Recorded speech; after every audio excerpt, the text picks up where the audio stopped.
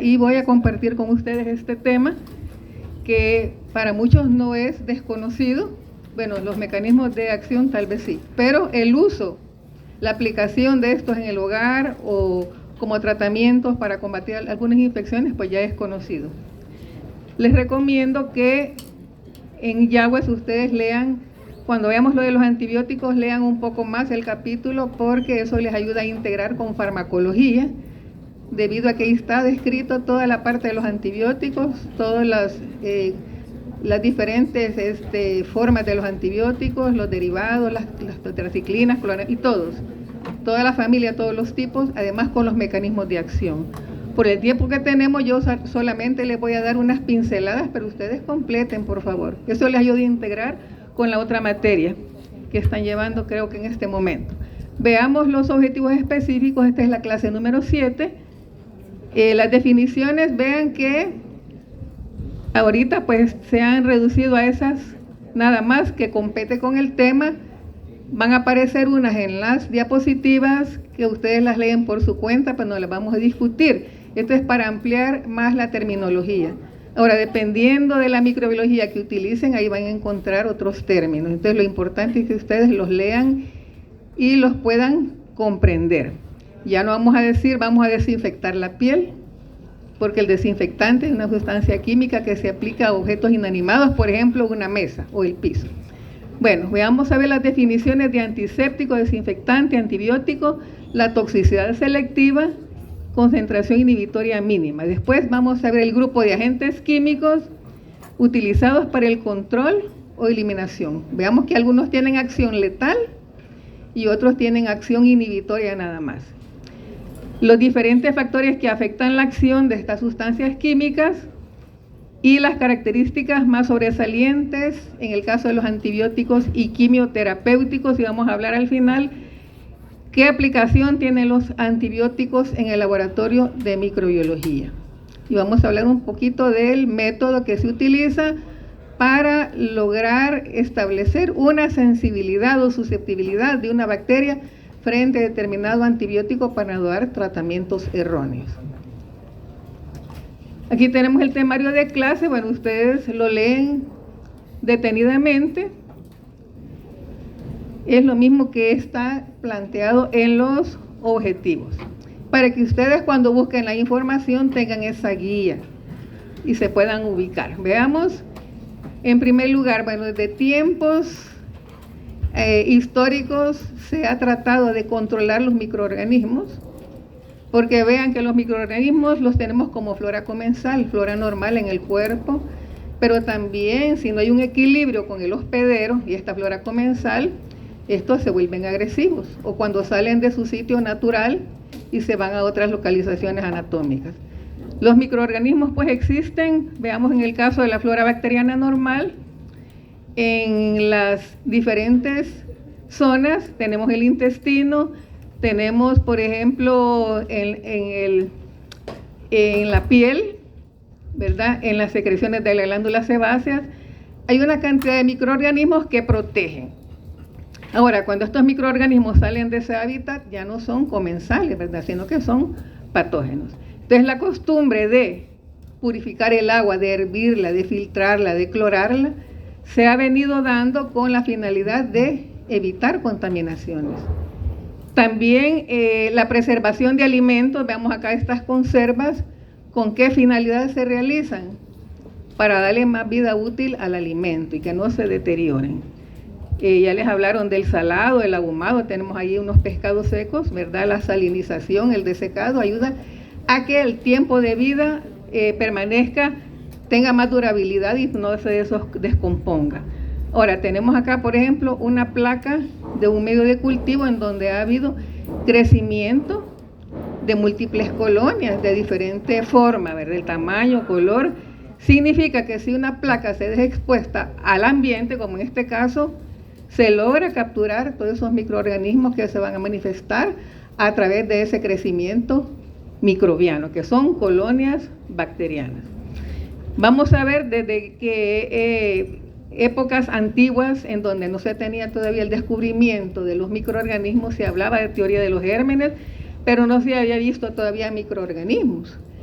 Y fue el señor Ignaz Semmelweis en 1846 quien practicó la teoría de la desinfección.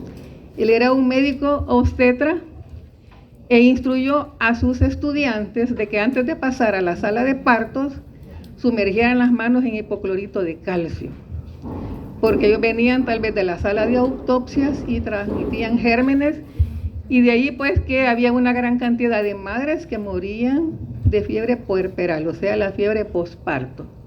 Entonces él con esa práctica logró minimizar la mortandad de las madres que daban a luz. Entonces aquí comienzan los principios de la desinfección.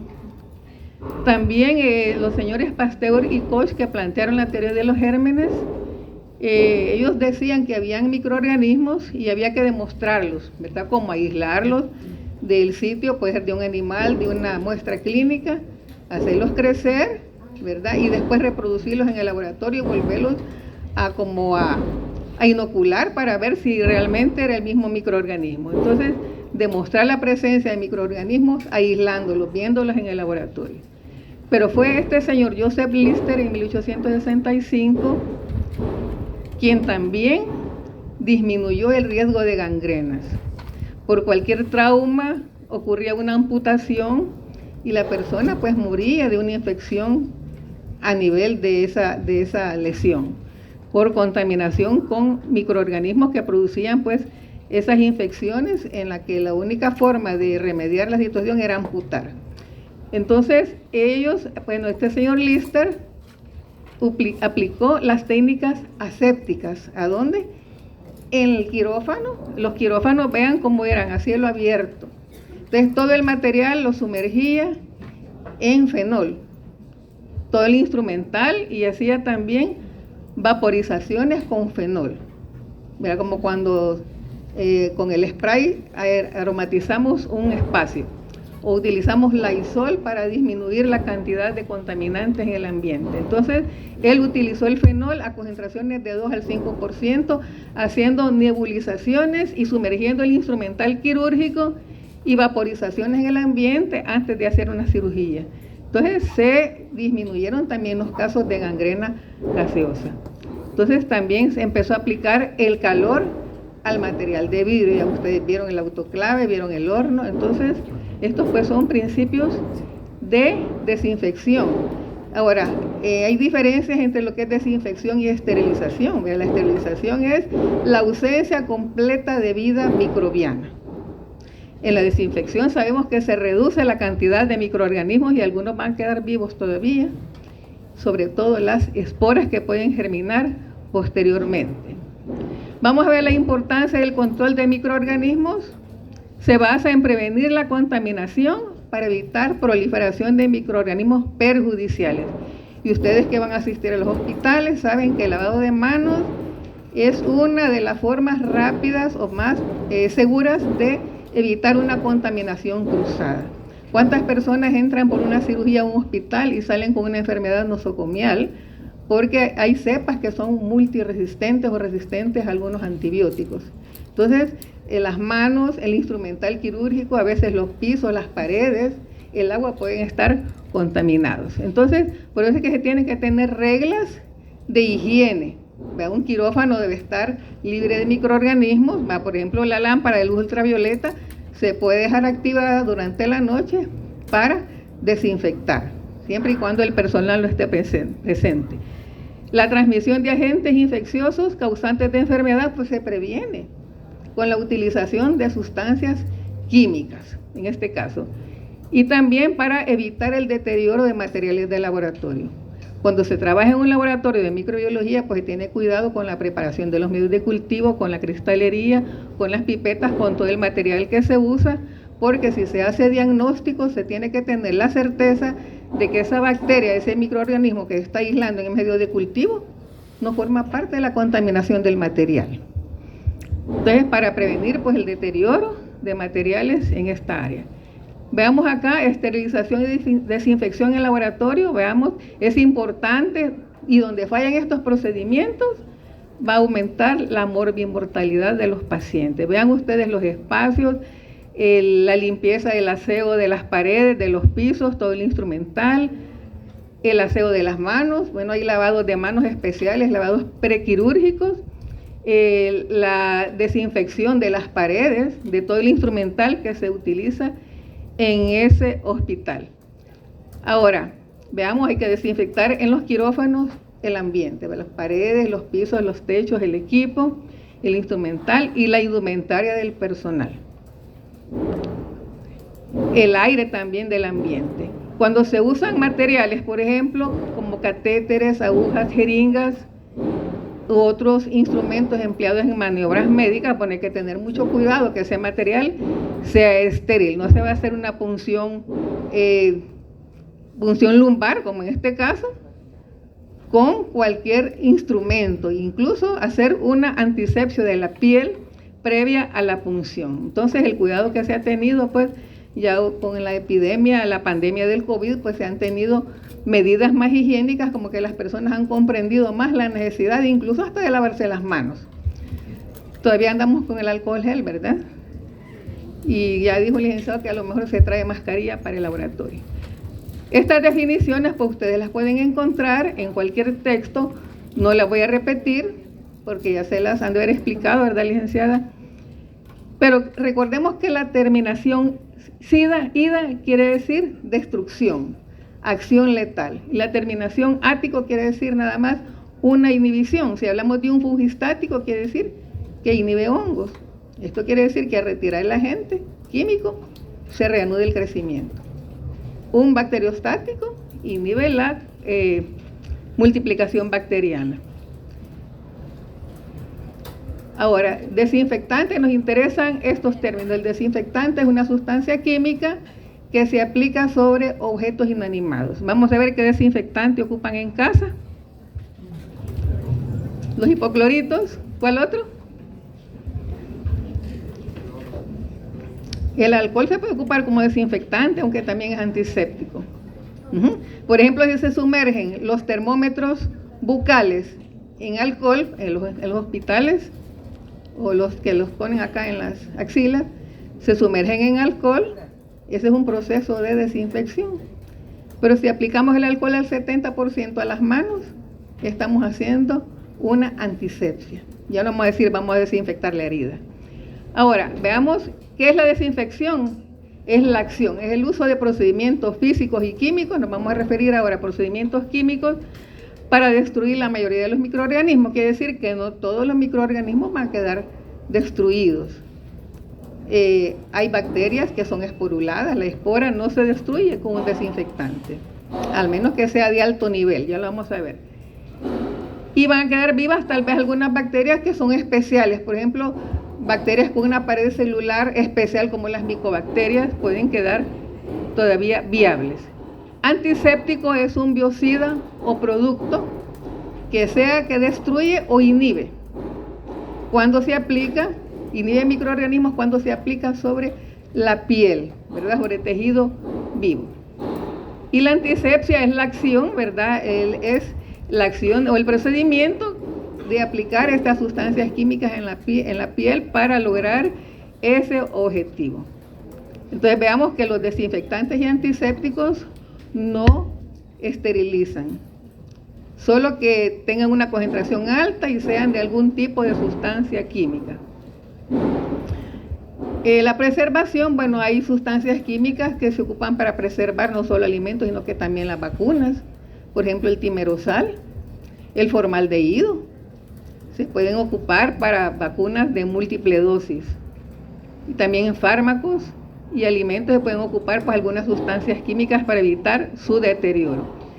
Y antes, bien importante, que antes de aplicar un desinfectante o un antiséptico, hay que hacer una limpieza. Por ejemplo, si vamos a limpiar una mesa de laboratorio, hay que quitarle primero, ¿qué cosa? El polvo, los residuos. Si vamos a aplicarle un desinfectante, por ejemplo, un bisturí o algún instrumento quirúrgico, hay que quitarle esos restos de pus, puede ser de material orgánico, ¿verdad? De heces, de secreciones, porque si se ocupa el desinfectante, en este caso del proceso de un instrumento, y se le agrega sobre esa suciedad, ¿qué va a pasar? La sustancia química pierde su efectividad. ¿Por qué? Se va a combinar con esa materia orgánica y no va a penetrar al lugar donde queremos que llegue. ¿Estamos bien? Ahora, entonces primero hay que hacer una limpieza, quitar todos esos restos de sangre, de proteínas, de pus, de heces, de cualquier otro material extraño, para que se pueda aplicar un desinfectante y esperar el resultado que nosotros deseamos. Cuando hablamos de esterilización, de desinfección y de antisepsia, estamos hablando de probabilidad, ¿verdad? ¿Cuántos microorganismos podrá tener esa muestra o ese sitio anatómico o esa mesa o ese instrumento? No se sabe la cantidad de bacterias que puede tener, qué tipo de bacterias, si son esporuladas, si son bacterias vegetativas, si son bacterias con paredes especiales. Entonces se habla de probabilidad. Y recuerden que la única forma de esterilizar un material es aplicando, ya lo vieron en la clase anterior, calor seco, calor húmedo, si hablamos de calor. Ahora, el proceso de descontaminar es de quitar todos esos microorganismos, toda esa contaminación, pues, antes de proceder a aplicar alguna sustancia química. Descontaminar para evitar, pues, el traslado de microorganismos a algún otro lugar. Pues se puede descontaminar un instrumento, descontaminar un espacio, descontaminar un área.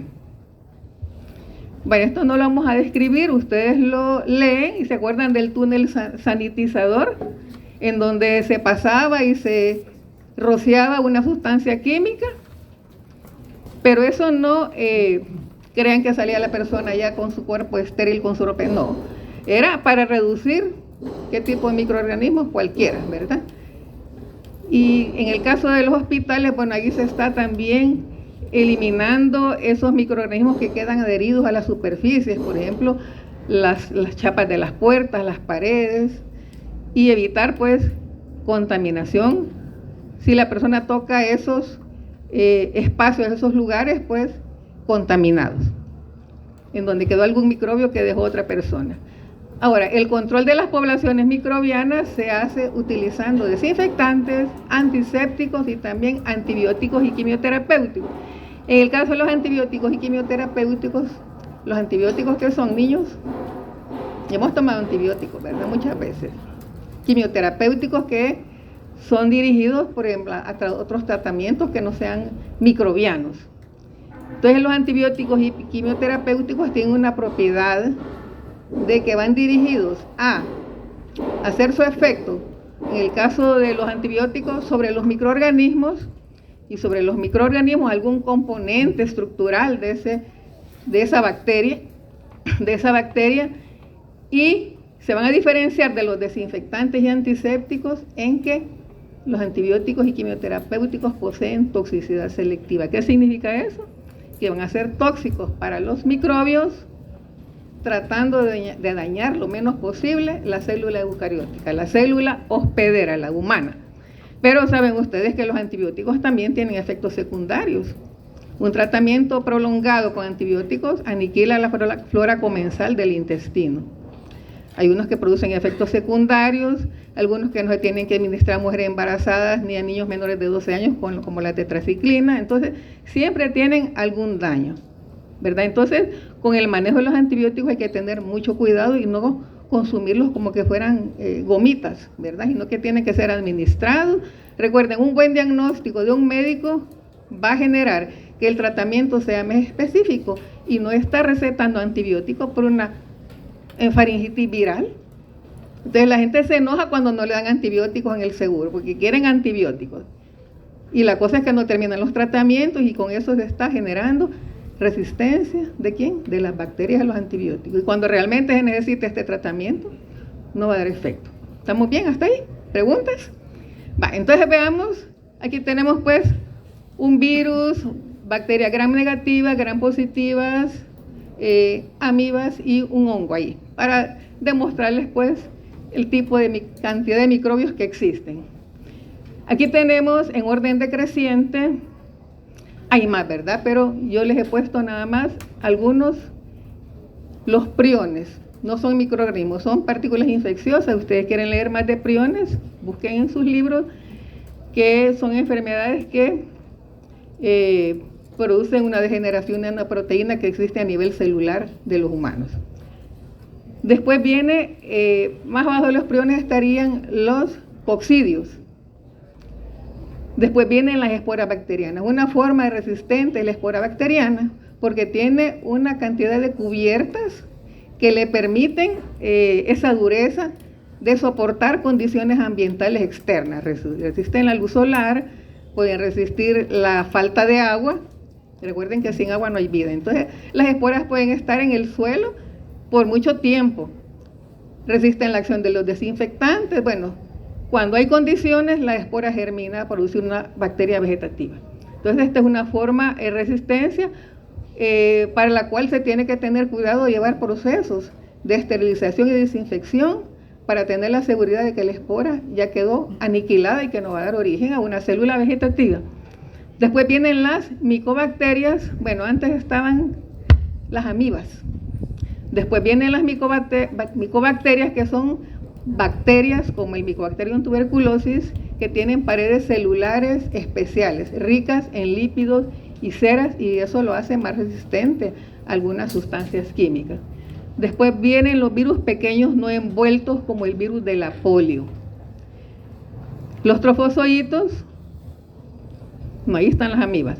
Después vienen los hongos, las bacterias vegetativas. Vean la forma, como les dijera, la resistencia más alta pues viene de arriba hacia abajo, en orden descendente. Primero los priones hasta llegar a los virus de tamaño medio o con lípidos. Entonces ahí tenemos representado pues una bacteria esporulada, un cultivo bacteriano, una imagen de una bacteria con esos flagelos, una cadena de cocos. Bueno, ya van a ir conociendo ustedes los microorganismos en el transcurso de la asignatura, del desarrollo de la asignatura.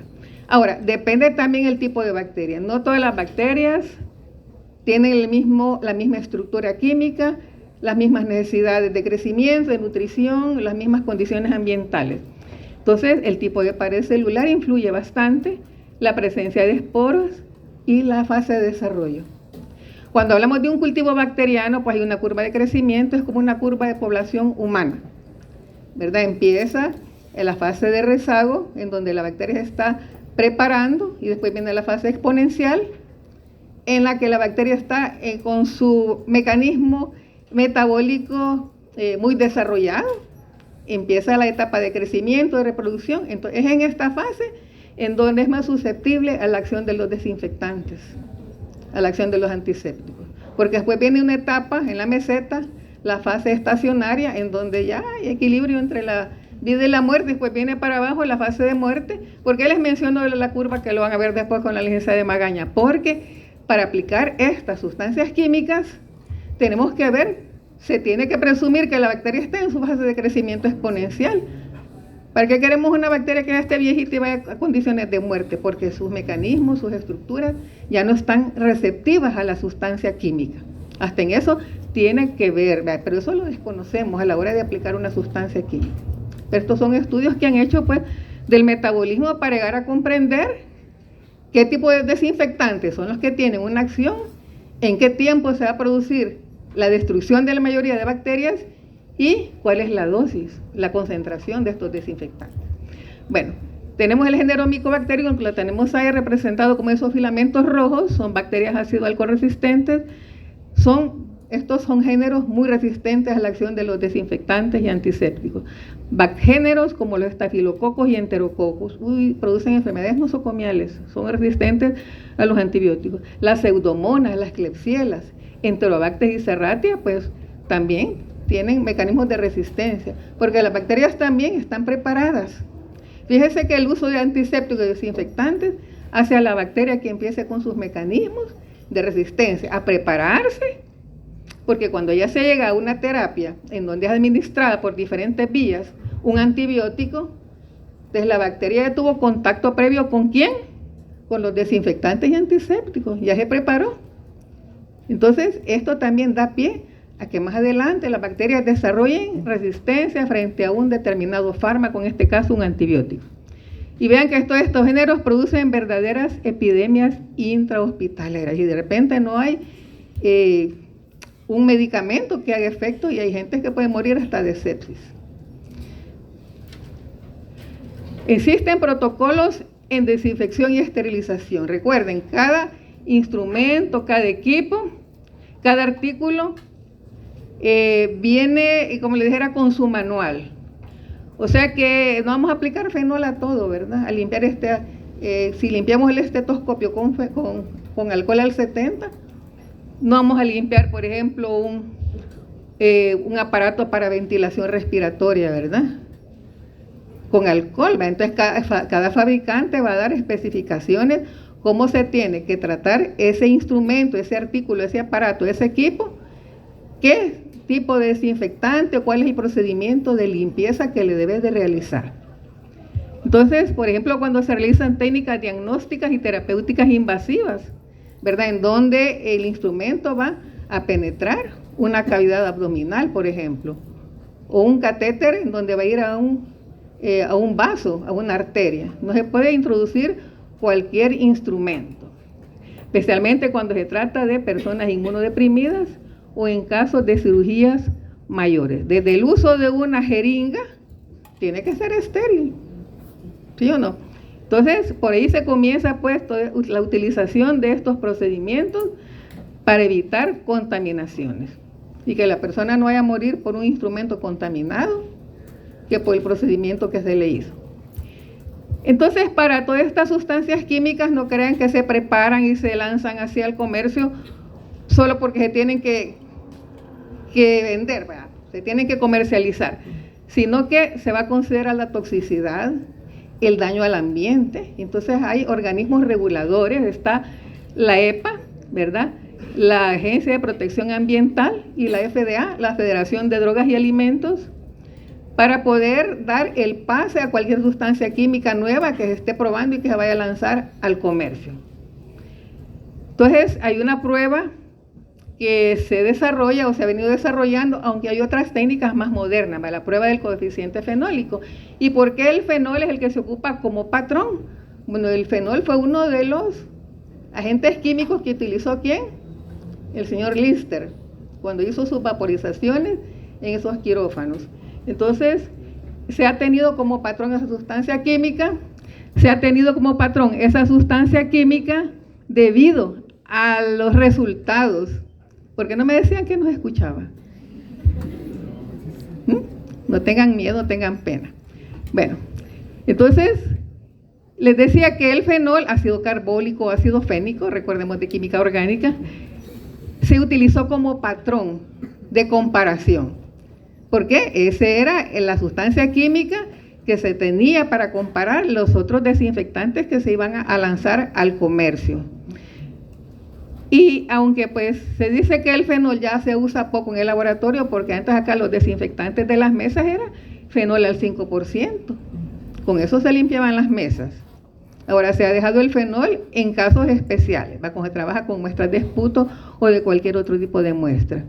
Y lo que más se ocupa acá es el cloruro de benzalconio, el 0.1%, que es un surfactante, un detergente. Entonces, la prueba del coeficiente fenólico se decía comparando el ácido fénico, el fenol o ácido carbólico, con bacterias tipo, muy patógenas, la Salmonella typhi y el Staphylococcus aureus. Entonces se trabaja con cepas puras, cepas patrón, que no estén en el ambiente, sino que son cepas tipificadas de laboratorio, ¿verdad? Que están de referencia, cepas puras. Y se hacían ensayos con diluciones, se diluía la sustancia química, se le ponían las bacterias, se veía el crecimiento y esto se hacía también con el patrón que es el fenol. Entonces se comparaba a ver hasta qué dilución el agente químico era efectivo. Entonces aquí tenemos, pues vean, es para ponerles un ejemplo, el método de dilución en tubo y el método de difusión en placa. De esta forma pues se ponen concentraciones del desinfectante diluido, ¿verdad?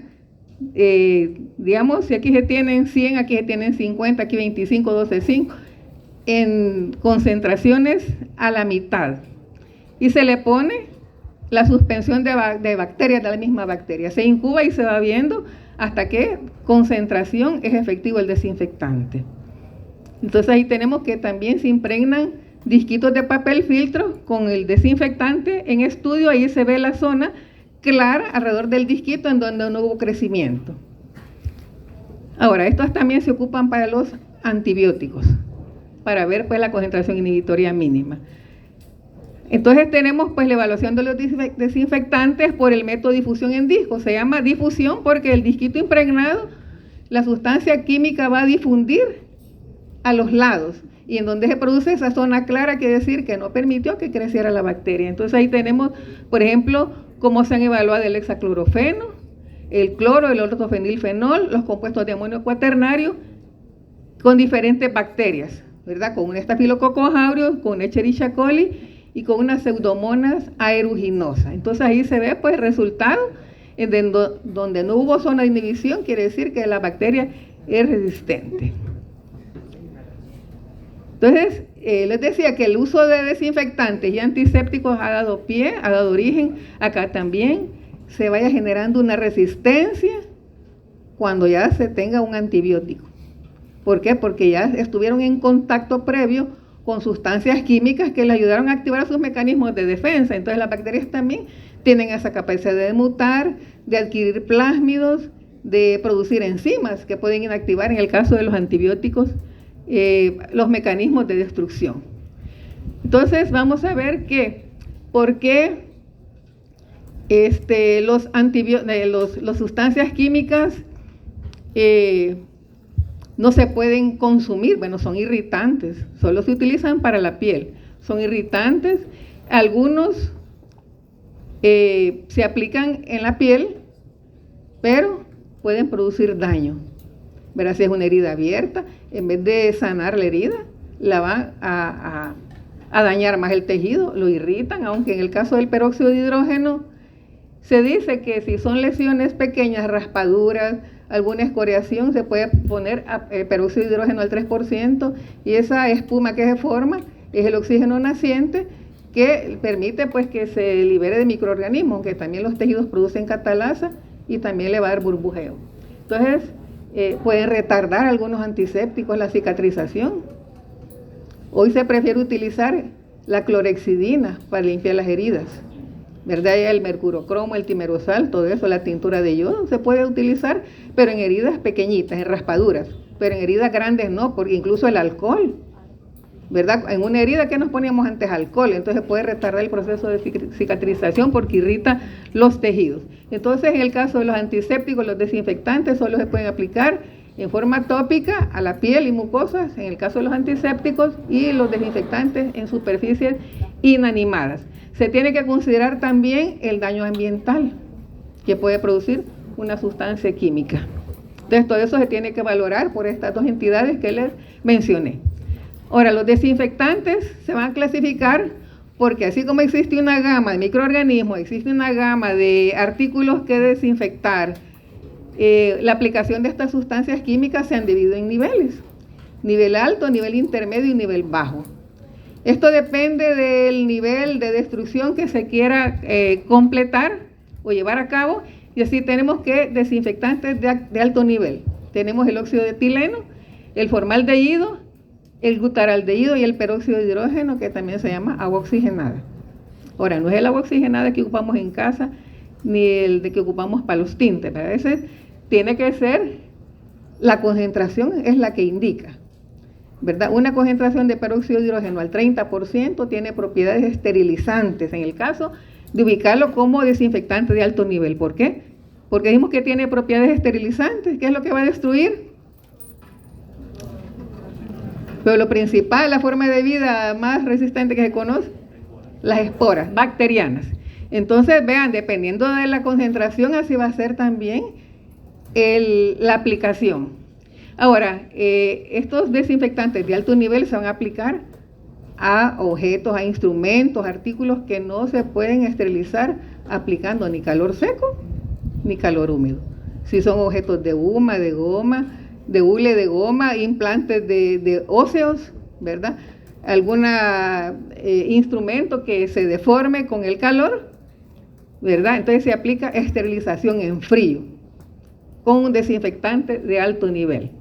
El de nivel intermedio, pues, son los que utilizamos a diario, ¿verdad? Los compuestos de cloro, los hipocloritos, los compuestos de yodo, la tintura de yodo, la yodopovidona, los compuestos fenólicos, los alcoholes, la clorhexidina. Y los de nivel bajo, ¿verdad? Ahí, pues, el nivel intermedio destruye bacterias vegetativas, dependiendo si el yodo tiene una concentración elevada, podría ser esporicida.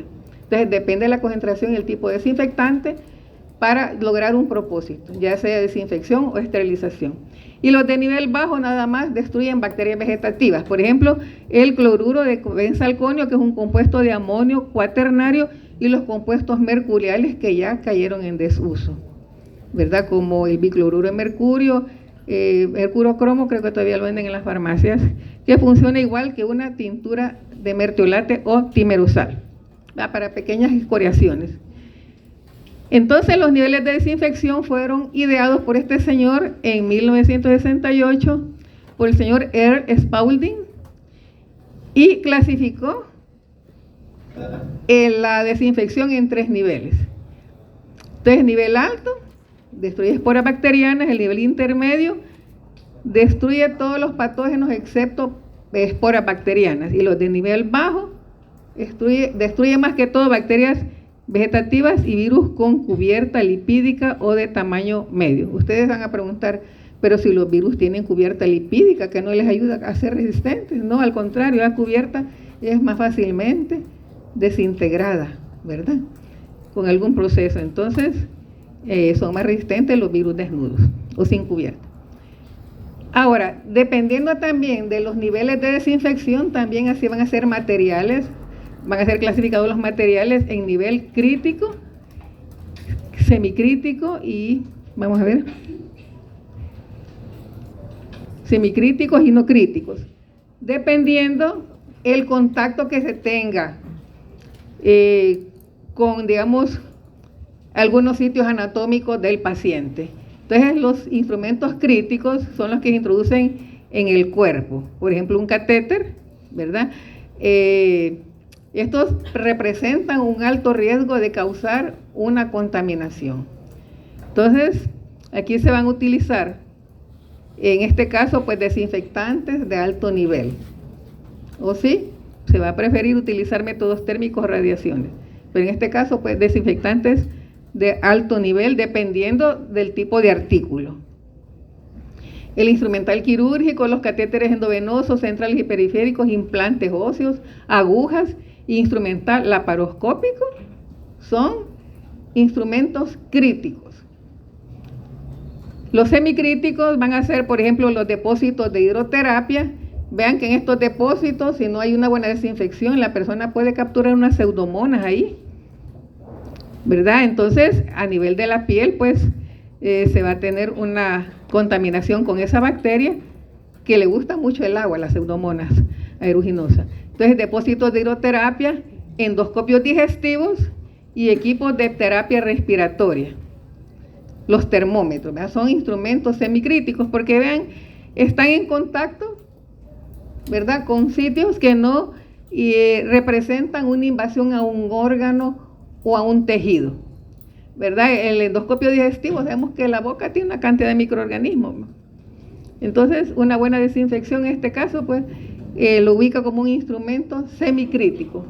Y los no críticos, bueno, que son los estetoscopios, los electrodos para electrocardiogramas, digamos, los muebles que están en la sala del enfermo, las mesas, las sillas, las barandas de las camas, la ropa, los humidificadores serían instrumentos no críticos. Entonces ahí hay que ver, no vamos a aplicar un desinfectante de alto nivel aquí, ¿verdad?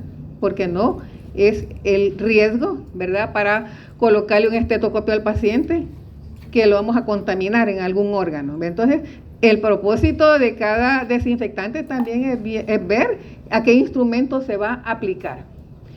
Aquí tenemos propiedades deseables de los antisépticos y los desinfectantes. Lo voy a resumir rápido. Bueno, aquí pues que sean herbicidas de amplio espectro, que un desinfectante puede servir para amibas, para hongos, para virus, para parásitos, para priones. Entonces es bien difícil, ¿verdad? Entonces, de esa forma hay diferentes tipos de sustancias químicas a diferentes concentraciones para cada propósito. Entonces, que sea estable, que si se combina con jabones, que no se inactive, que no sea inflamable, que no manche, y que se aplique a concentraciones terapéuticas, ¿verdad? Para que cuando se aplique a la piel, la concentración sea la adecuada y no irrite, ¿verdad? Y que favorezca, pues, la regeneración o la eliminación de esa bacteria en esa herida. Las propiedades de un desinfectante es igual, ¿verdad? Que no manche, que no corroa, que no dañe las superficies, que sea estable, que tengan color y olor agradables, ¿verdad? Cuando se trapea con lejía, ¿verdad? Que el olor no es agradable y eso puede irritar las mucosas. La formalina de anatomía, ¿verdad? También es irritante, irrita las mucosas respiratoria y la mucosa, la conjuntiva. Entonces, que no tiña ni decolore los objetos, ¿verdad? Que no los dañe. Ahora, ¿cuáles son los factores que afectan la acción de un desinfectante? El tipo de desinfectante, por eso es que se agrupan en fenoles, alcoholes, sales de metales pesados, surfactantes. Entonces, todos para un propósito. Entonces, se tiene el número y tipo de los microorganismos. Ya vimos la gama de microorganismos que existen. Incluso entre las bacterias pueden haber bacterias con paredes celulares diferentes. Algunas que tienen peptidoglicán, otras tienen ácidos micólicos, algunas que no tienen pared celular o pared celular defectuosa. Sí hay presencia de esporas. Cuando les hablé de la curva de crecimiento, la fase de desarrollo, entonces bacterias muy resistentes son las micobacterias, el bacilo de la tuberculosis, por ejemplo, los estafilococos, los enterococos, bacterias gram negativas como las pseudomonas, las serratias. Los enterococos son gram positivos. Entonces, la materia orgánica también afecta la acción de un desinfectante. Entonces dijimos que hay que hacer antes un procedimiento. ¿Cuál era ese? La limpieza. El tipo de desinfectante y la concentración. Y ustedes dicen, bueno, aquí tengo un alcohol al 95%. Es un alcohol absoluto. Me voy a aplicar como antiséptico. Vean que no les va a funcionar, porque el alcohol absoluto es deshidratante, le va a quitar agua a la bacteria y la va a dejar viable. Entonces hay concentraciones aptas, ¿verdad? Entre el 50, 60, 70%, que permite que haya cierta cantidad de agua en el alcohol para que permanezca más tiempo, porque el alcohol es muy volátil, si se aplica puro, rapidito se evapora. Entonces la concentración es bien importante, el tipo de desinfectante y también el tiempo. Entre más tiempo se tenga una sustancia química con una carga microbiana de un artículo, va a ser mejor. Aquí hablamos de probabilidad, ¿verdad? ¿Qué espero yo? Que a los 5 minutos y el material que ocupó el enfermo, ¿verdad? La ropa del enfermo, la deje yo 5 minutos en lejía, o mejor la dejo 2 horas. Tendré más seguridad si la dejo más tiempo en contacto con la sustancia química. Y cuando hablamos de concentración y el tiempo, veámoslo con los antibióticos. Las dosis, el tiempo, ¿verdad? Una semana de tratamiento, 8 días de tratamiento, los días que se va a tomar, la dosis que va a tomar, pero ya la persona a los 3 días ya quiere suspender el tratamiento porque ya no le duele la cabeza, ya no tiene temperatura. Entonces hay que completar el tratamiento, porque si lo se corta a medias, si se deja a medias, se está haciendo que la bacteria empieza a desarrollar mecanismos de defensa, ¿verdad? Forme resistencia ante un segundo encuentro del antibiótico con esta bacteria. Entonces vemos acá, esto mismo se aplica para las sustancias físicas, los agentes físicos, y vemos acá pues se grafica en las abscisas, en las ordenadas, acá el logaritmo del número de sobrevivientes y el tiempo de tratamiento. Si tenemos una cantidad de microorganismos en un material, a medida que pasa el tiempo, digamos, lo tenemos en contacto, veámoslo ya no como cinética de termodestrucción, veamos el contacto con una sustancia química. Entonces, entre más tiempo pase, vamos a tener más certeza de que esta gráfica, esta pendiente negativa, llegue hasta números reducidos, ¿verdad? Entonces, el valor de indica el tiempo necesario para lograr que el número de sobrevivientes disminuya. Entonces el tiempo de contacto es bien importante, que si retiramos rápidamente la sustancia química, pues sobre todo porque no conocemos la carga microbiana, estamos hablando de probabilidades. Las condiciones que influyen en la destrucción, bueno, ya dijimos tipo y concentración del agente, el tiempo de exposición, el pH del medio, la temperatura. La temperatura elevada puede favorecer que la sustancia química actúe mejor. Si el pH, el medio es mejor que la sustancia química, por ejemplo, los ácidos orgánicos, como el ácido acético, es mejor que penetre en una célula en una forma que no sea disociada, ¿verdad? Entonces el pH también ayuda a que el agente químico pueda actuar. Algunos que trabajan mejor en pH alcalinos, otros a pH ácido. La presencia de materiales extraños, ya lo mencioné, la resistencia propia del microorganismo y el número inicial de la población que no se conoce. Vamos a hablar de cada una de las sustancias químicas. Aquí tenemos el señor Lister, en esa época de 1827-1912, él trabajó con el fenol, haciendo nebulizaciones y sumergiendo el instrumental quirúrgico en los quirófanos, ¿verdad?, donde se practicaban esos procedimientos. Entonces él observó que al introducir en fenol y que también se hicieran las vaporizaciones en el ambiente donde estaba haciendo una cirugía, se disminuían bastante los casos de contaminación. Entonces se reducía la contaminación del instrumento y la contaminación en las heridas. Entonces ahí se empezaron a practicar los términos de asepsia y antisepsia. Ese es el vaporizador que utilizaba para poder hacer las nebulizaciones en el ambiente. Entonces él observó pues que de esa forma se preservaba más la vida de los pacientes. Les había mencionado el coeficiente fenólico, ¿verdad?, que es comparar esta sustancia química con los nuevos desinfectantes que se van a lanzar al comercio. En solución acuosa del 2 al 5%, no se inactiva, pero produce irritación cutánea. Aunque ustedes revisan, el fenol se ha utilizado pues incluso en gargarismos, en preparados para las hemorroides, porque el fenol, cuando cae en la piel, primero se siente una sensación de adormecimiento, es una quemadura. Ese adormecimiento es porque ataca las terminaciones nerviosas. Ese principio de ese adormecimiento se utilizó para hacer supositorios, para aliviar pues las personas que padecían de hemorroides. Y también se puede utilizar para hacer algunos gargarismos en unos preparados farmacéuticos. Ahora, las concentraciones para este fin es del 0.5 al 2%. Ya con este principio puedes naturalizar las proteínas. ¿Qué es lo que hace el fenol? Pues altera la permeabilidad de la membrana.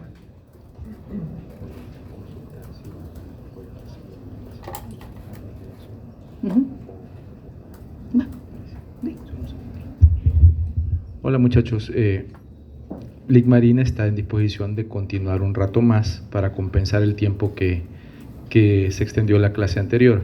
Si ustedes están en disposición de continuar un rato más, ahora que todavía no tienen psico, pues se los agradeceríamos también. ¿Les parece? Ok. Así el día miércoles tienen una sola clase y no trasladamos la actividad también compensatoria de este día. Gracias entonces y continuamos con Ligmarina. Gracias, Lic. No me van a cansar, por favor. Entonces veamos ¿qué es lo que hace el fenol? Bueno, ahí tenemos, es útil también para materiales que contienen el bacilo de la tuberculosis, ¿verdad?, para sumergir los instrumentos que se han utilizado para extender el esputo de un paciente con tuberculosis. Entonces, ¿qué es lo que hace el fenol? Altera la membrana, la permeabilidad de la membrana. Al alterarse la permeabilidad, se desconfigura y pueden salir componentes celulares. También inactiva enzimas intracelulares. Entonces, vamos a ver los usos. Es un desinfectante. Se puede aplicar a los suelos, a la ropa del enfermo, al dormitorio, desecho bacteriológico, y tiene esas propiedades: destruye bacterias, virus y hongos. Ahora, hay derivados del fenol, que son menos tóxicos, menos irritantes, se combinan con agentes, soluciones jabonosas, y tenemos los cresoles. Ahora, los cresoles son más germicidas que el fenol y no tienen el inconveniente de que irritan. Entonces se incorporan a soluciones jabonosas y tenemos un preparado como el Lysol, ¿verdad? Para hacer, es un desinfectante. La creolina, que se utilizó anteriormente, también pues un derivado del fenol. En solución acuosa al 1,3%, tiene propiedades desinfectantes. El Exil Resorcinol, también un antiséptico orofaringeo, se utiliza para limpieza de heridas al 0,1%. Entonces vean que no todos tienen el mismo propósito. Este es activo frente a microorganismos gram positivos. Cuando hablamos de amplio espectro, eso sería una condición ideal de un desinfectante o antiséptico. De amplio espectro, que actúe sobre todas las bacterias, pero en este caso hay limitaciones. Algunos actúan sobre cierto tipo de microorganismos. El hexaclorofeno es muy útil sobre bacterias gram positivas. Este es un jaboncito que se puede utilizar en cirugía. Tiene efecto residual. Ese efecto residual de que permanezca en la piel hace posible de que se controlen estas bacterias gram positivas. Es un bacteriostático, también destruye bacilos de la tuberculosis, pero no actúa frente a bacterias esporuladas, ni bacterias gram negativas, como Escherichia coli y Pseudomonas aeruginosa. El inconveniente del hexaclorofeno que no se puede utilizar en niños prematuros, porque se acumula, tiene efecto residual. Entonces en algunos países ya fue, como les dijera, cayó en desuso. Pero es un jabón pues muy útil, esa concentración, 0,23 a 3%. Vean que se acumula en la capa córnea, les decía el efecto residual que presenta, y se puede también absorber en heridas, porque se puede absorber en heridas, no se puede utilizar en neonatos, más que todo prematuros, porque produce el síndrome gris. El timol, bueno, es un enjuague bucal utilizado por odontólogos en pastas dentífricas y también tiene propiedades fungicidas. El triclosan, ¿vieron ustedes en algún momento que el triclosan era tóxico, que no había que consumir productos de este tipo? Aunque se usan también en pastas dentales, en algunos jabones, en algunos productos de limpieza personal, lavado de manos quirúrgico. Entonces es antibacteriano y fungicida. Entonces vean, se utiliza en cosméticos, en pastas dentífricas al 1% y en algunos jabones. Entonces se decía que era un componente muy tóxico, aunque todavía no se ha demostrado si eso realmente es cierto. Con los alcoholes, que es uno de los productos más comunes de uso aplicado sobre la piel, ¿verdad? Tenemos el alcohol etílico, el isopropílico. Recuerden que los alcoholes alifáticos de 2, 3, 4, 5 carbonos, incluso hasta el 10, tienen propiedades germicidas. Pero ¿cuál es el inconveniente de utilizar alcoholes de una cadena hidrocarbonada más larga?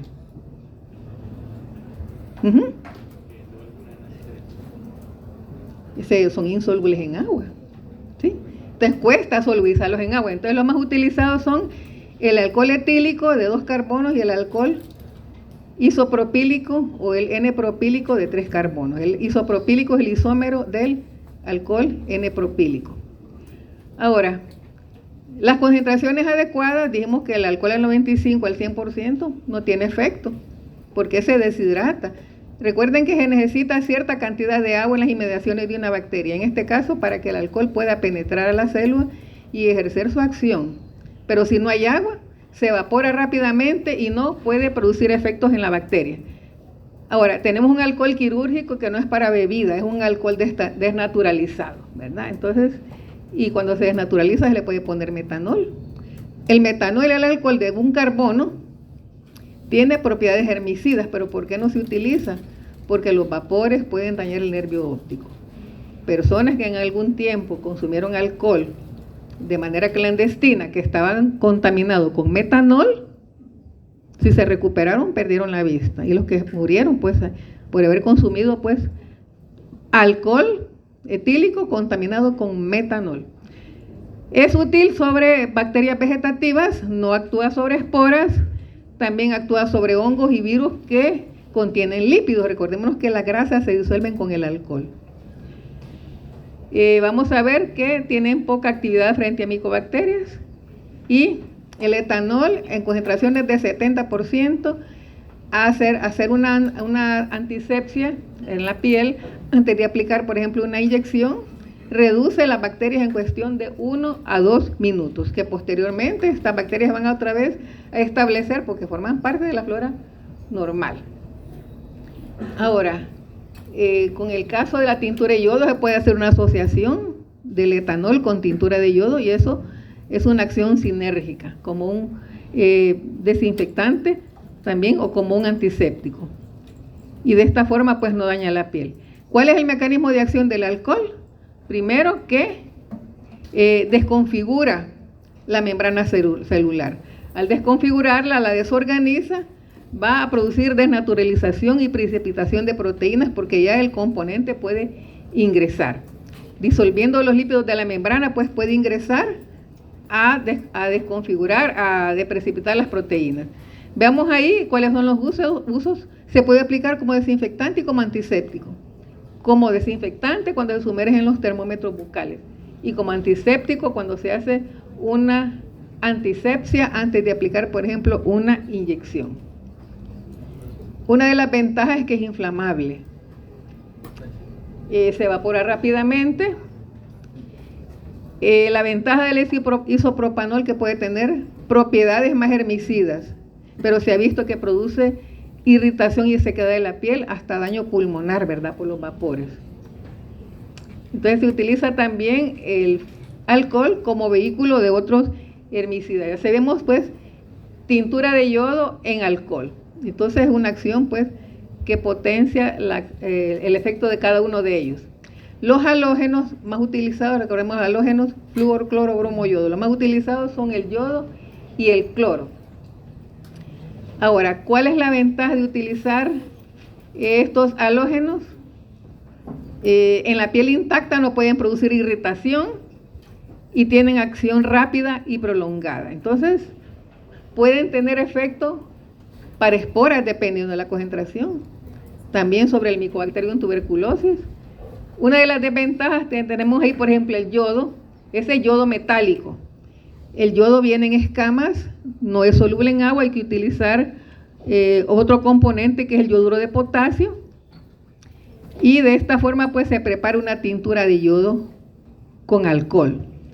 ¿Cuál es la desventaja de la tintura de yodo al 3%? Que todavía la venden en las farmacias y que ha sido un buen antiséptico por años.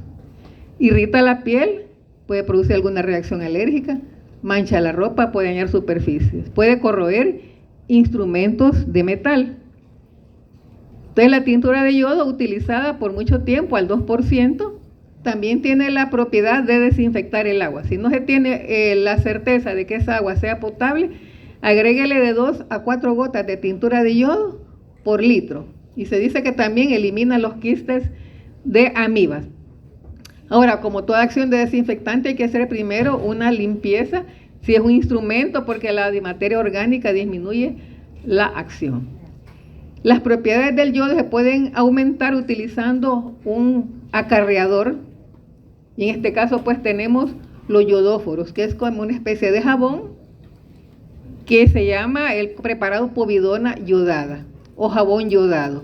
La ventaja es que no irrita la piel, no mancha superficies, no corroe, no irrita y es muy utilizado en los hospitales.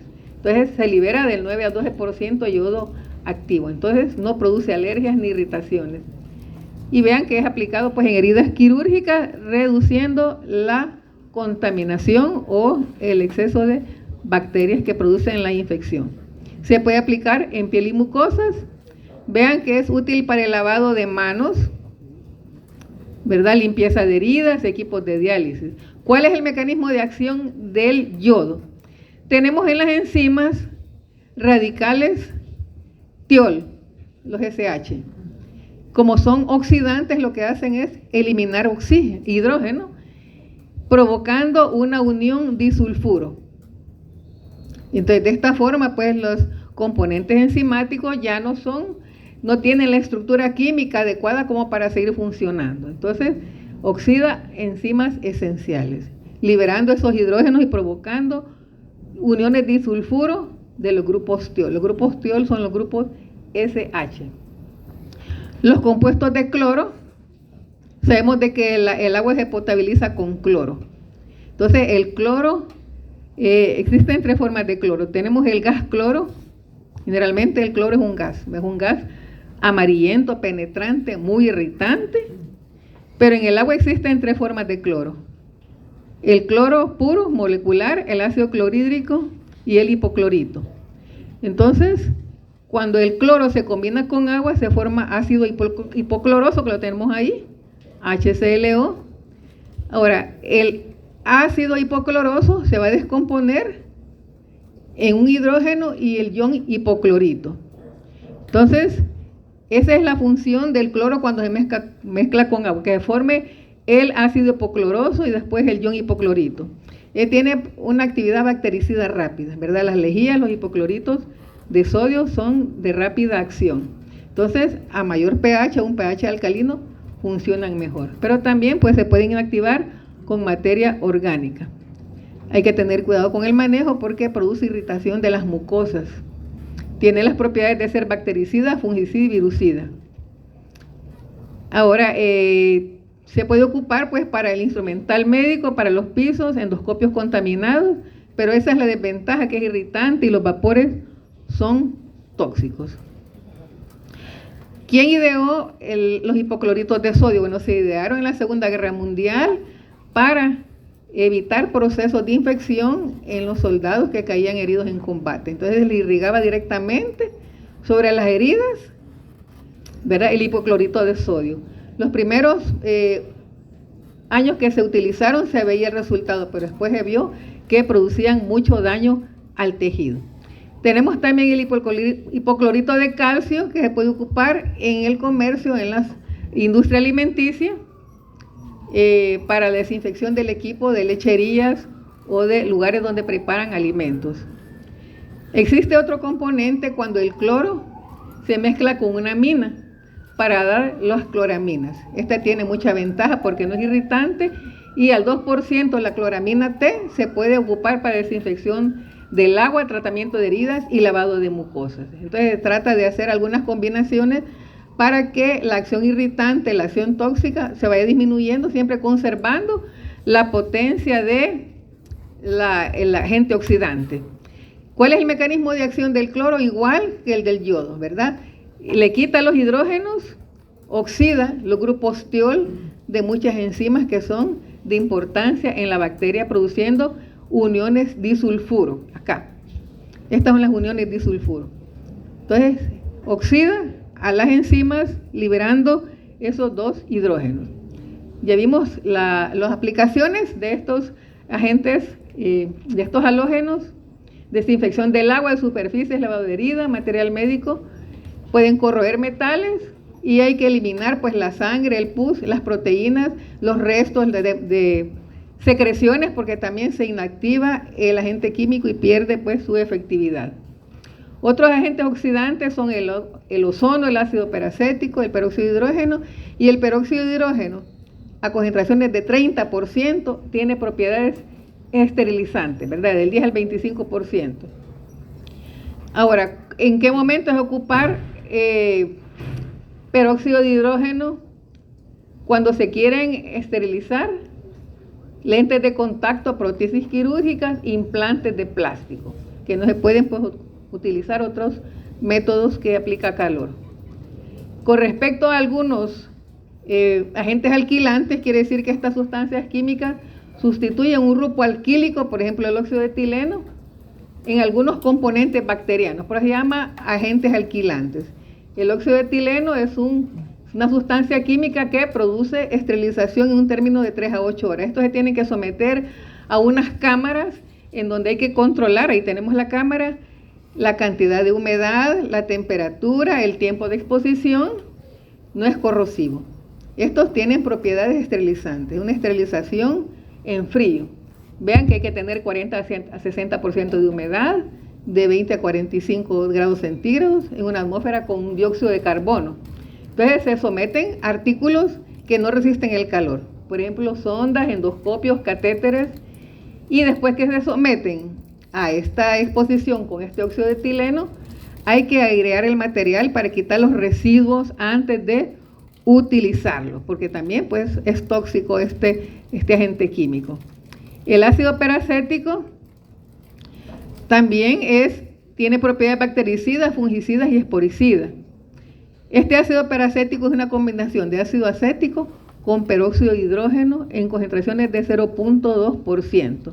También es útil para esterilizar material quirúrgico, o sea que la esterilización no solo es por métodos físicos, también con métodos químicos, con un control riguroso de la aplicación y de las concentraciones y el tiempo. Entonces tenemos los endoscopios hemodializadores, en donde se pueden esterilizar estos materiales, y la ventaja es que no genera gases tóxicos. No es necesario de airear el material después que ha sido expuesto a esta atmósfera.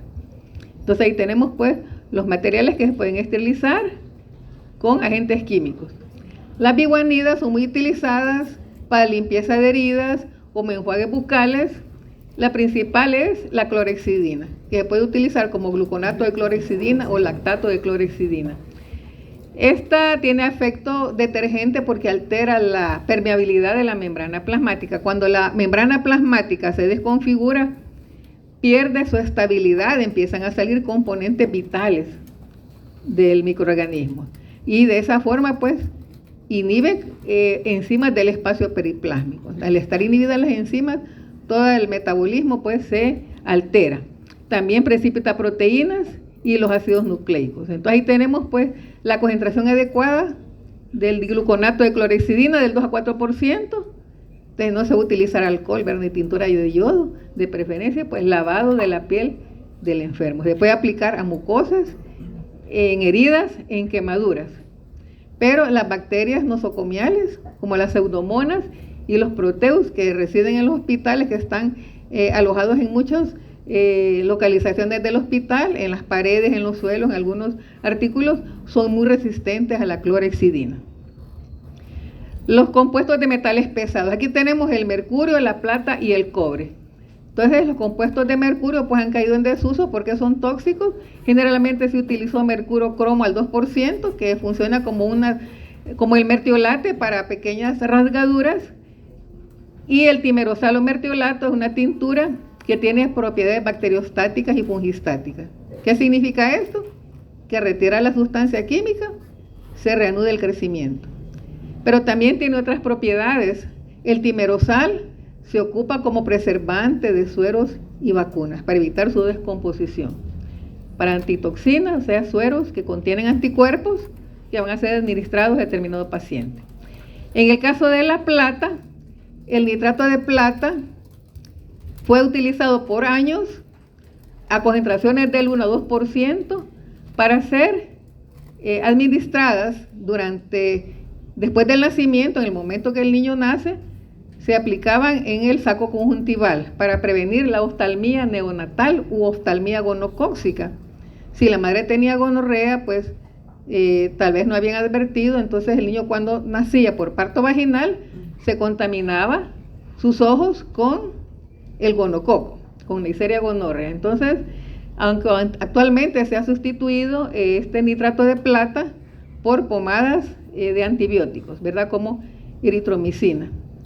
Entonces, la actividad del nitrato de plata es porque se combina con las proteínas celulares. Es un metal pesado que tiene esa particularidad.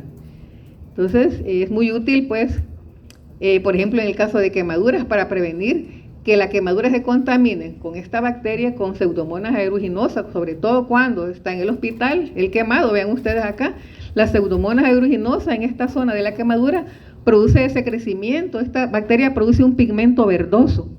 Entonces, para evitar pues esa contaminación, se aplica una pomada de sulfadiazina de plata, útil en quemaduras. Y tenemos a la derecha pues un niño con una oftalmía neonatal que no se trató a tiempo con las gotas preventivas o con las pomadas preventivas, gotas oftálmicas, y desarrolló esa conjuntivitis neonatal que al final pues va a llevar a la pérdida del ojo. El cobre, bueno, más que todo, bueno, se puede utilizar los cristales de sulfato de cobre como fungicida en el pie de atleta, y lo tenemos, pero es importante para combatir los hongos en las plantas o para aplicarlo en las piscinas para evitar el crecimiento de las algas, ¿verdad? Vamos a ver el mecanismo de acción de estos metales pesados. Se introducen estos metales pesados sustituyendo un hidrógeno del grupo ostiol. Y vean ustedes que se ha combinado el mercurio en esas componentes que forman parte de las enzimas. Se sustituye el metal pesado en vez del hidrógeno. Entonces, de esta forma, pues, se neutraliza la actividad enzimática y el metabolismo cesa y la bacteria muere. Ahora, los ácidos, bueno, hay ácidos importantes como el ácido acético, el ácido peracético. Estos son ácidos orgánicos. El ácido acético funcionan muy bien en una forma no ionizada. Entonces, ¿qué es lo que hace? Pues el mecanismo de acción rompe los grupos sulfhidrilo, afecta la membrana celular. Y también, pues, puede tener propiedades bactericidas y se aplican estos ácidos a artículos críticos. Bueno, tenemos el ácido láctico, por ejemplo. Hay preparados, ¿verdad?, con ácido láctico, preparados de limpieza. Tenemos el ácido benzoico, el ácido bórico, que tiene esas propiedades a esas concentraciones. Veamos ahora los agentes surfactantes catiónicos.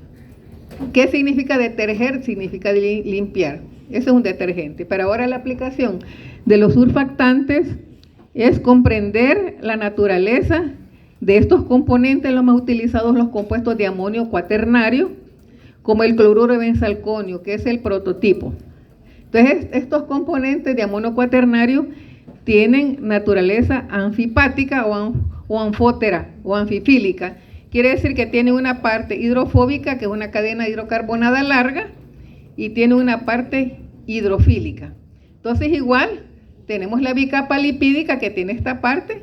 La porción hidrofóbica está acá, cola con cola, y la porción hidrofílica está aquí expuesta al ambiente acuoso. ¿Qué pasa con estos agentes surfactantes? Cuando hablamos de la tensión superficial, ustedes se imaginan un depósito, un recipiente con agua. Entonces, esas moléculas están tan firmemente adheridas que se opone a la resistencia. Como cuando alguien se lanza a una piscina. ¿Cómo se lanzan a la piscina? Se lanzan con esto, ¿no?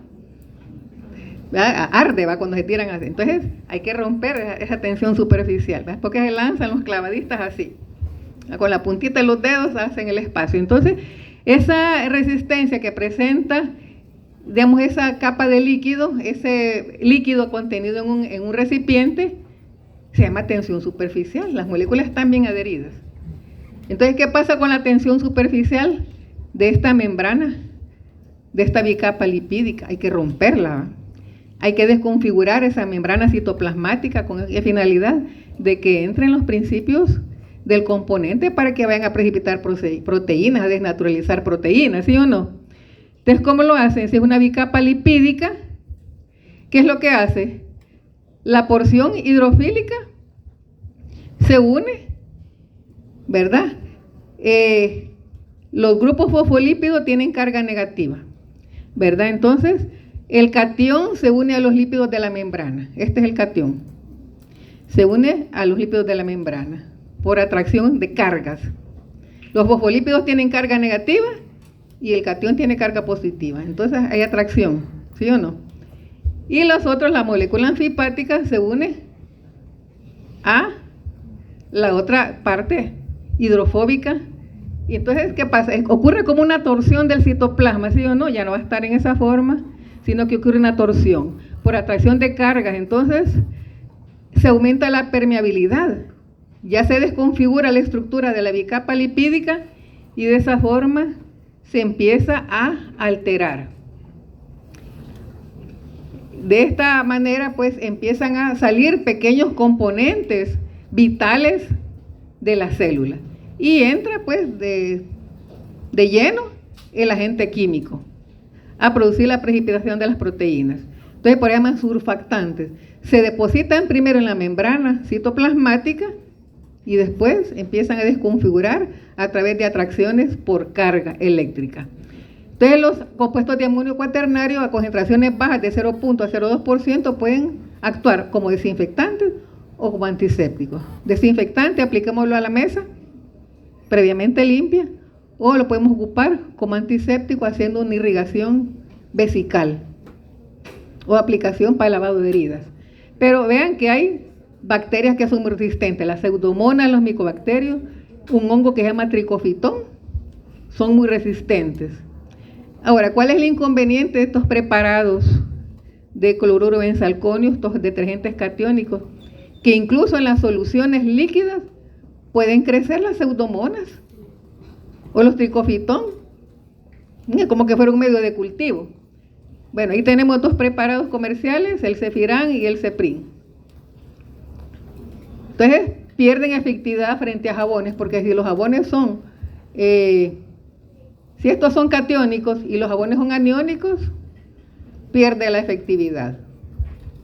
La presencia de materia orgánica también hace que se reduzca el efecto. La ventaja es que no irritan la piel y la desecan formando una película bajo la piel. Ahora, tienen propiedades bacteriostáticas, bactericidas, pero infecciones por pseudomonas y bacterias gram negativas, pues dijimos que pueden soportar el crecimiento de estas bacterias. Pues no son, a veces, dejarlos preparados por mucho tiempo, porque se pueden contaminar. ¿Cuáles son las aplicaciones? El material quirúrgico, la desinfección de mobiliario, superficies, pisos. Recordemos que ustedes van a limpiar las mesas de laboratorio con cloruro de benzalconio del 0.1%. Entonces, ¿cuál es el mecanismo de acción? Primero, es un agente surfactante, se deposita sobre la membrana celular, la desconfigura, ¿verdad? La desorganiza y después desnaturaliza proteínas. Y al final, pues, esa desorganización produce ruptura de la membrana celular o membrana citoplasmática. Bueno, ahí tenemos pues que las diluciones recomendadas son 1 en 1000, o sea, 0.1% o 1 en 5000. O sea que bien diluidos pueden presentar actividad antimicrobiana. Ahora, los aniónicos, tenemos los jabones utilizados, ¿verdad? En casa, lo que hacen es eliminar la suciedad por arrastre, por lavado y arrastre. También son eficientes en heridas, no interfieren en procesos de cicatrización. Entonces, para un buen lavado de manos. ¿Cómo es que utilizan los principios? Pues la formación de micelas. Recordemos que la grasa cuesta retirarla. Entonces, se forman esos como emulsiones, ¿verdad? De estas partículas en donde está la suciedad y el agua, ¿verdad? Para formar las micelas y que pueda ser emulsionada la suciedad, la grasa. Veamos la esterilización gaseosa. Ya habíamos hablado del formaldehído. El formaldehído es un gas muy irritante, los vapores son tóxicos y cuando el gas se comprime para hacerlo líquido se produce lo que es la formalina. Entonces la formalina a 37 grados es el formaldehído. Con metanol para darle estabilidad y evitar que se polimerice. Al polimerizar se pierde la actividad. Entonces, el gas convertido a forma líquida es la formalina del 37%, la que ocupan en anatomía para preservar cadáveres o piezas de patología. Es un agente esterilizante, que es el que actúa sobre esporas. Ahora, el inconveniente es que tiene efectos carcinogénicos, hay que agregar el material después que se expone también. Sirve para fumigar habitaciones, embalsamar, para los filtros HEPA de las cámaras de flujo laminar. Ese filtro HEPA, ¿cómo se va a inactivar esa cantidad de bacterias, de microbios retenidos? Hay que pasarle formaldehído en forma de gas, ¿verdad? No se va a envolver y va a tirar en el basurero. Entonces hay que inactivar esos microorganismos, hay que descontaminar. Ahora, el óxido de etileno, ya habíamos hablado, es un gas incoloro. Bueno, el inconveniente del formaldehído es que no penetra en objetos cubiertos. Si quieren esterilizar faldos de ropa, no tiene poder de penetración. Sí, el óxido de etileno tiene este poder de penetración, pero actúa lentamente sobre los microorganismos. Hay otro aldehído que es el glutaraldehído en solución acuosa al 2%, es desinfectante. Se somete el material, se sumerge en glutaraldehído. Aquí tenemos una desinfección química. En términos de 15 a 20 minutos, pues ya tenemos la certeza de que ha sido desinfectado ese instrumental, ese artículo. ¿Cuáles son los mecanismos de acción de estos agentes, estos gases? Alquilación de ácidos nucleicos y proteínas. Quiere decir que un grupo alquilo de estos componentes se inserta sustituyendo pues algún componente en el ácido nucleico y proteínas, y de esa forma pues inactivar a estos elementos vitales. Veamos la última parte, quimioterapia antimicrobiana. En 1901, me pasé, yo le gané al licenciado Minero. En 1901, el señor Paul Ehrlich ideó las arsenaminas para el tratamiento de la sífilis. En ese tiempo, cuando la gente tenía sífilis, era un temor, ¿verdad?, que la gente diera cuenta que tenía sífilis, porque es una enfermedad venérea. En algunos casos es venérea. Ahora, este señor Ehrlich ideó el Salvarsan. Se llaman arsenaminas porque son componentes de arsénico. Ustedes ven que el arsénico es un veneno. Entonces lo ideó de concentraciones adecuadas y logró controlar, pues era prácticamente una epidemia de gente con sífilis. Después en 1935 descubrieron las sulfonamidas. Vean que las terapias antimicrobianas comenzaron en 1910, ¿verdad? Ya en 1935, en 1901 el Salvarsan. Después en 1935 el descubrimiento de las sulfonamidas. En 1940 se descubrió la penicilina, una sustancia terapéutica eficaz hasta esos años, ¿verdad? Entonces, a partir de ahí, la investigación se centró en los antibióticos, de tal manera que con los años se fueron sustituyendo esos procedimientos de cultivo sumergido a partir del metabolismo de hongos o de bacterias filamentosas para producir antibióticos. ¿Qué es un antibiótico? Es una sustancia química obtenida a partir del metabolismo de microorganismos que inhibe el crecimiento de otros microorganismos, aunque también la síntesis química hace posible fabricarlos de manera pues ya no así natural. Entonces, a partir de ese momento pues se vino la era de los antibióticos. Hasta la fecha tenemos una cantidad de antibióticos, algunos los cuales las bacterias ya presentan resistencia. Entonces vean que en 1929 el señor Alejandro Fleming descubrió de manera accidental la penicilina. Él estaba trabajando con aislamiento de estafilococos en esta placa y de manera accidental dejó destapada una placa.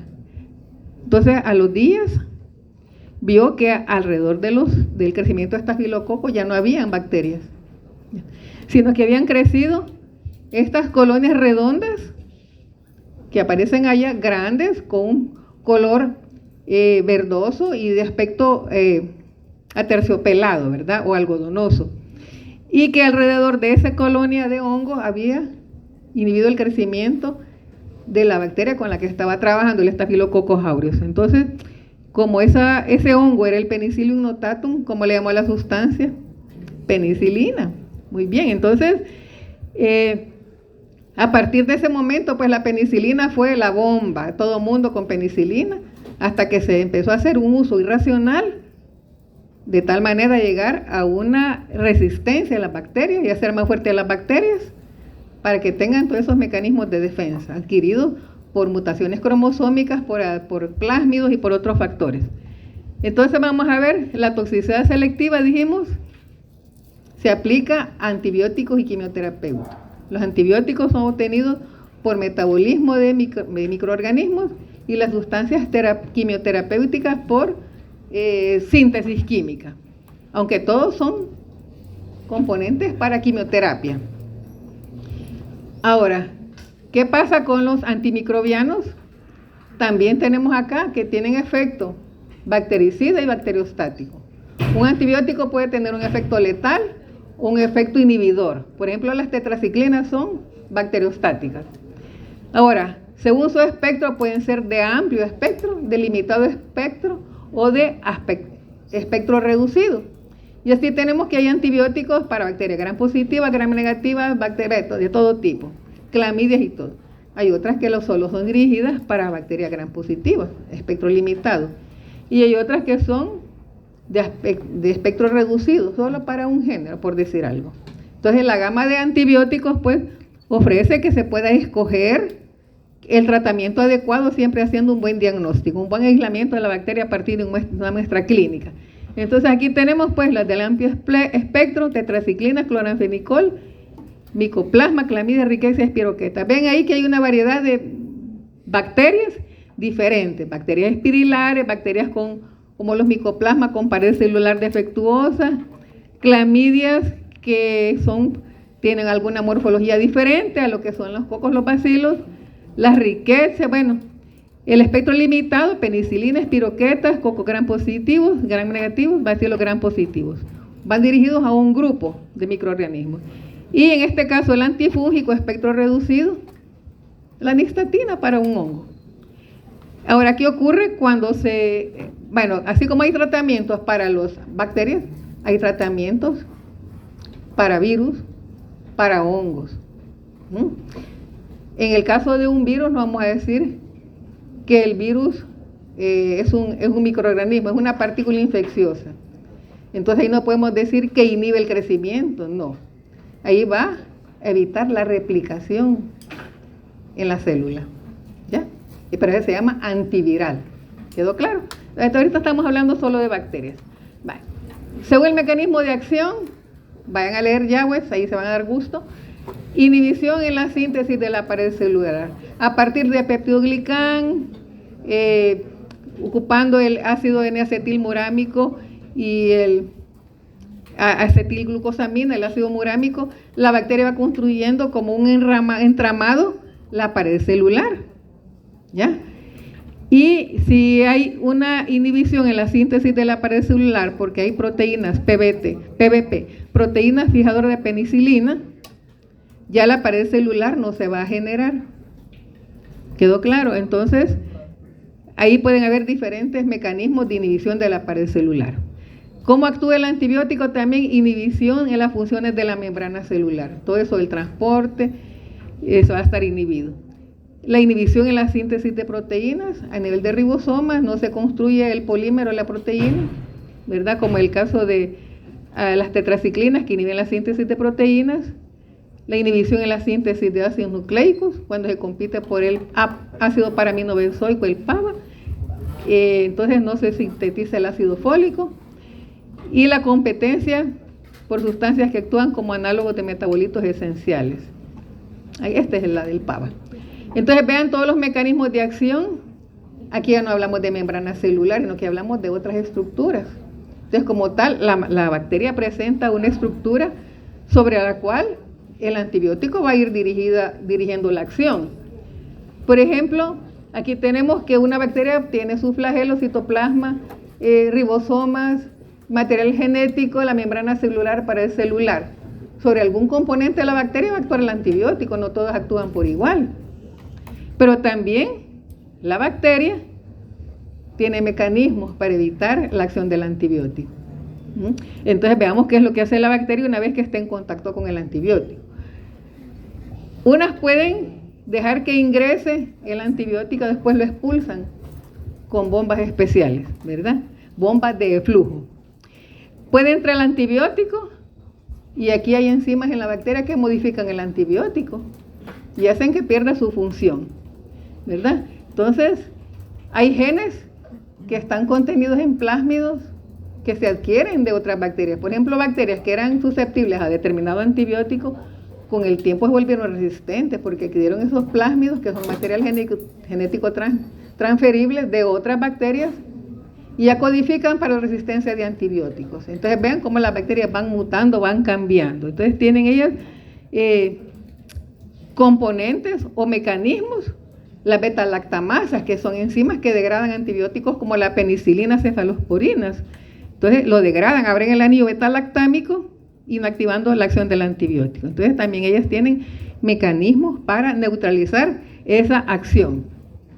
Por eso es que se necesitan hacer pruebas de susceptibilidad. Cuando se vino el advenimiento de la penicilina y la síntesis química, obteniendo una variedad de antibióticos, se empezó a hacer uso irracional. Entonces, ¿qué se pretende? Realizar pruebas de susceptibilidad para evitar dar tratamientos solo por puntería, ¿verdad? Yo sé que los médicos hacen buenos diagnósticos y que a veces el paciente no cumple los tratamientos, hay de todo. Entonces, primero aislar, y también aquí el compromiso del licenciado en laboratorio clínico, hacer un buen aislamiento del agente causal de la infección y no reportar como flora patógena, tal vez la flora comensal que está ahí, dependiendo si es normal eso. Entonces, hacer un buen aislamiento del agente causal de la infección. Los médicos saben, basado en la experiencia clínica, saben diferenciar una faringitis viral de una bacteriana. Entonces, veamos que las bacterias son resistentes a los antimicrobianos y hay procesos infecciosos también que ameritan un tratamiento de emergencia. Por ejemplo, una meningitis, una septicemia. No son enfermedades que van a decir, pues sí, dentro de 3 días vamos a aislar la bacteria y a los 3 días ya se murió el paciente. Entonces, necesita un rigor para poder administrar antibióticos. Entonces, estos antibióticos tienen funciones bactericidas y bacteriostáticas. Ahora, en 1976 los señores Bauer y colaboradores se reunieron para diseñar un método que fuese estandarizado y que la mayoría de los laboratorios lo utilizaran como un procedimiento ya con todos los pasos delimitados, sin salirse, ¿verdad?, de esos procedimientos. Entonces idearon este método de Kirby-Bauer o antibiograma. Claro que hay pautas de trabajo. Esto lo ha diseñado pues este comité de Instituto de Normas Clínicas y de Laboratorios, CLSI, de Estados Unidos. Aunque hay normas en España, lo hacen de otra forma, ¿verdad? La Sociedad Francesa de Microbiología lo hace de otra forma, pero América o los países de América, algunos se rigen por estas normas. Entonces se tiene pues el método de Kirby-Bauer, en donde utiliza un medio de cultivo, todos los pasos están como una receta de cocina, nadie se puede salir. Y hay que hacer control de calidad del método para evitar, que me dijera, inconvenientes o algunas fallas. ¿Cuáles serían los resultados al probar un antibiótico frente a una bacteria ensayada? Que la bacteria sea susceptible, la tenemos ahí formando un halo claro en donde el antibiótico difundió a los lados e inhibió el crecimiento bacteriano. La bacteria fue inhibida.